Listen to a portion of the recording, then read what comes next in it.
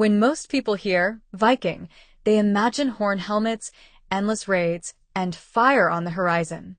But the real Viking world was far richer, a civilization built on skill, law, exploration, and community.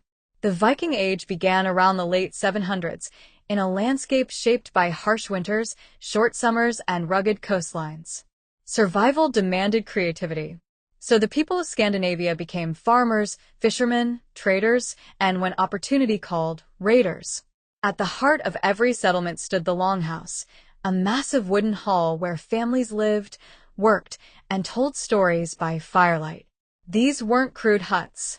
Archaeology shows decorated beams, woven tapestries, and carefully crafted tools. Viking life was communal, artistic, and deeply organized. Their society had structure. Jarls at the top, carls, the free farmers and craftsmen in the middle, and thralls at the bottom. But even the most powerful leaders were bound by law. Vikings held open-air assemblies called things, where free people debated disputes and made decisions. It was one of the earliest forms of Scandinavian democracy. Religion shaped everything. Before Christianity arrived, Vikings honored the old Norse gods, Odin, Thor, Frey, and Freya. They carved runes, raised stones, and believed fate was a force even the gods respected. Burial mounds and ritual sites across Scandinavia reveal a culture deeply connected to myth and the natural world.